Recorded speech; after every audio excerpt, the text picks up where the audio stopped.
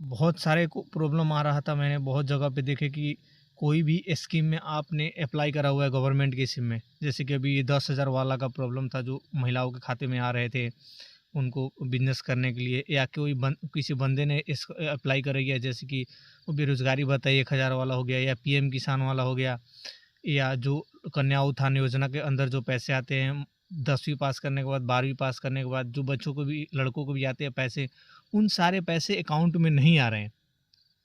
देखो, तो उसको उसका मेन रीज़न आजकल ये हो चुका है कि गवर्नमेंट ने एक चीज़ कुछ दिन पहले बताई थी कि अब आधार से जो सीडिंग अकाउंट होगा ना, जो बैंक सीड होगा अकाउंट से, उसी अकाउंट में पैसे आएंगे, क्योंकि डायरेक्ट वो आधार से आ रहा है।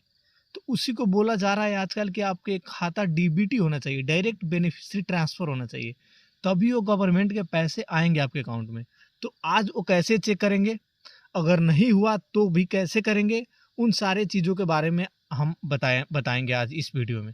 तो सबसे पहले चलते हैं, अगर मान लो कि आपको चेक करना है कि कौन सा खाता है जो मेरे आधार के साथ सीड हुआ है, उसको चेक करने के लिए सबसे पहले आपको कुछ भी क्रोम ब्राउज़र खोल लेना है, जैसे कि मैंने क्रोम खोला हुआ है।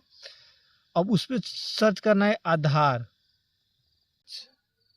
आधार आधार सर्च करना है आपको। माई आधार में जाना है, तो आधार सर्विस करने के बाद ये आ गया। देखो, इसके अंदर आप नीचे आओगे तो एक ये दिखेगा आधार लिंकिंग स्टेटस जो दिख रहा है, ये वाला। तो ये वाला जो दिख रहा है आधार लिंकिंग, इस पर आपको क्लिक करना है, पता करने के लिए कौन सा बैंक जो है मेरे आधार से सीडिंग है। तो उसके लिए एक वेबसाइट यहाँ पे क्लिक करने के बाद ये खुलेगा। तो पहले आपको अपना आधार लॉगिन कर लेना है आधार की वेबसाइट में। तो चलिए मैं अपना आधार लॉगिन करता हूँ। तो मैंने अपना आधार लॉगिन कर लिया। आप वैसे अपना आधार नंबर डालोगे और एक कैप्चा है वो डालोगे, उसके बाद एक ओटीपी गिरा, वहाँ से आप आधार लिंक हो जाएगा। अब देखो, आधार लिंक होने के बाद आपको एक सर्विसेज ऐसी लिख के आएगी, उसके ऊपर देखो आधार अपडेट, डाउनलोड आधार कार्ड। उसी तरह से आप 5वें नंबर पे देखोगे तो बैंक सीडिंग स्टेटस लिखा हुआ है, यहाँ पे क्लिक करना आप। तो यहाँ पे क्लिक करोगे तो ऐसे खुलेगा। तो देखो यहाँ पे आपको दिखा रहा है वो कि कौन सा बैंक आपके बैंक अकाउंट, कौन सी बैंक का आपका अकाउंट आधार के साथ अभी सीडिंग है। तो देखो मेरा दिखा रहा है bank Indian Post Payment bank अभी आधार से सीडिंग है, जिसका आधार नंबर मेरा इतना लास्ट में है। अपडेट कब हुआ था? 8वां महीना 5 तारीख को अपडेट हुआ है। ये चीज़ दिखा रहा है, एक्टिव दिखा रहा है, एक्टिव दिखा रहा है, इसका मतलब ये सीडिंग है इस बैंक से आपका, ठीक है। और एक आधार से एक ही बैंक सीडिंग हो सकता है, तो मेरे आधार से एक बैंक सीडिंग है। तो अब ये आप समझ चुके। लेकिन मान लो कि आपके आधार से कोई भी बैंक सीडिंग नहीं है, या आपने खाता खुलवा रखी है वो भी बैंक सीडिंग नहीं है, तो अपने घर बैठे लैपटॉप से या मोबाइल से आप कैसे सीडिंग कर सकते हैं, अब उसके बारे में जानकारी लेंगे।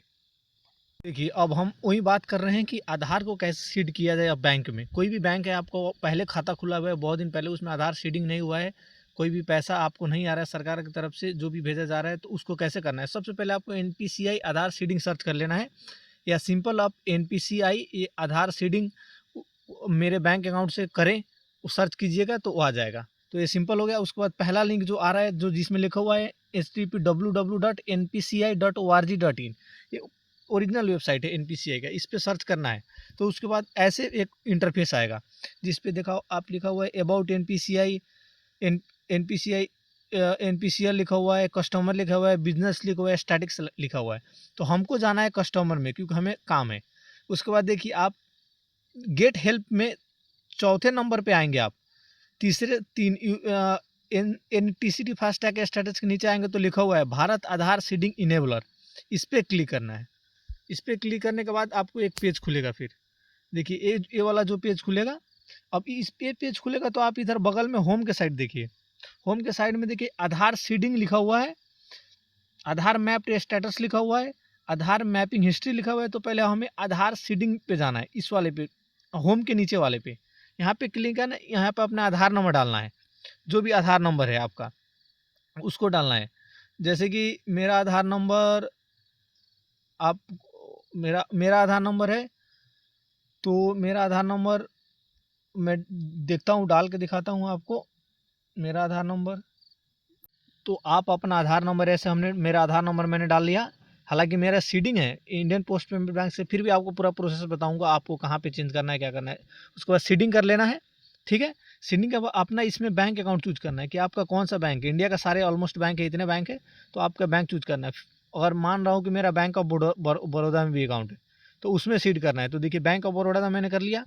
और fresh seeding movement same bank with another account, movement from one bank to other bank, ये क्या होता है, इन चीज़ों को समझना जरूरी है। देखिए अगर आप किसी भी, आपका आधार किसी भी बैंक अकाउंट में सीडिंग नहीं है, अगर आप पहली बार किसी बैंक अकाउंट में कर रहे हैं तो फ्रेश सीडिंग दाबना है।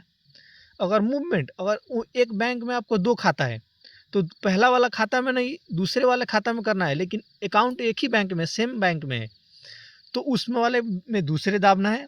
अगर आपका एक अकाउंट कोई दूसरे बैंक में है, जैसे कि मेरा एक इंडियन पोस्ट पेमेंट बैंक में है और एक बैंक ऑफ बड़ौदा है, मैं चाहता हूँ कि मेरा इंडियन पोस्ट पेमेंट बैंक में जो सीडिंग है वो ना होकर मेरे बैंक ऑफ बड़ौदा वाला में सीडिंग हो जाए मेरे आधार, तो मैं क्या करूँगा, ये वाला तीसरा मूवमेंट करना पड़ेगा, तीसरा खींचना पड़ेगा, तीसरे इस वाले पे क्लिक करना पड़ेगा। लेकिन फिलहाल मैं फ्रेश सीडिंग आपको करके दिखा रहा हूँ।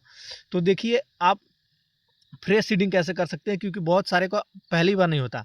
अगर आपका है तो आप तीसरे वाले कर लीजिएगा। अगर सेम बैंक में आधार चेंज करना है, सॉरी अकाउंट इधर से उधर करना है, तो ये वाला क्लिक कीजिएगा।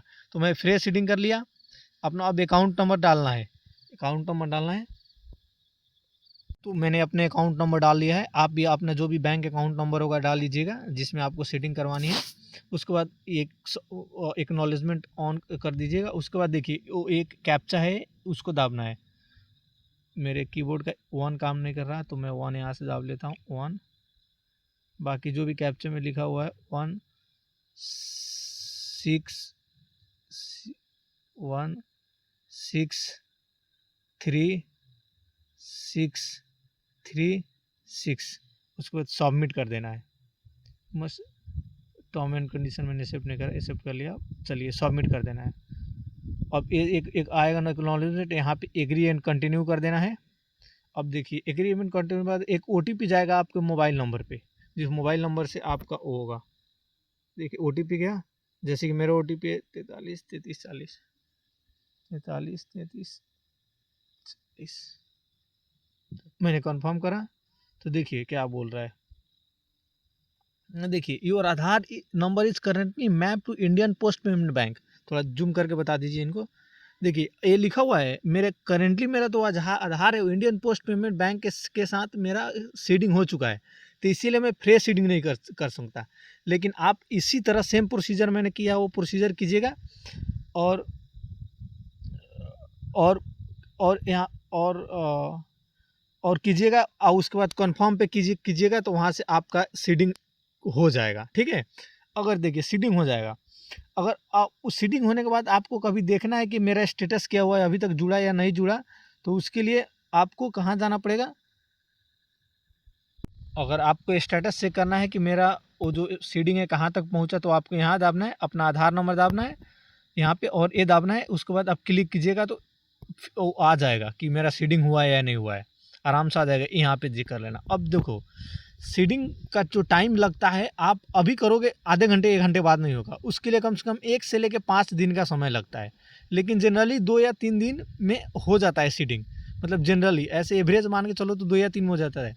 आप जो नंबर आधार से जुड़ा होगा आपका, उसी नंबर पे क्या होगा, आपको एक मैसेज आ जाएगा कि जब सीडिंग हो जाएगा तो कि आपका बैंक अकाउंट आधार से सीडिंग हो चुका है, तो उससे कंफर्म हो जाएगा, या आप यहाँ से अपने स्टेटस चेक कर सकते हैं। तो यही इन्फॉर्मेशन आज देना था आपको। तो आपको अच्छा लगेगा तो प्लीज़ चैनल को लाइक करें, सब्सक्राइब करें और शेयर करें। Thank you so much for watching.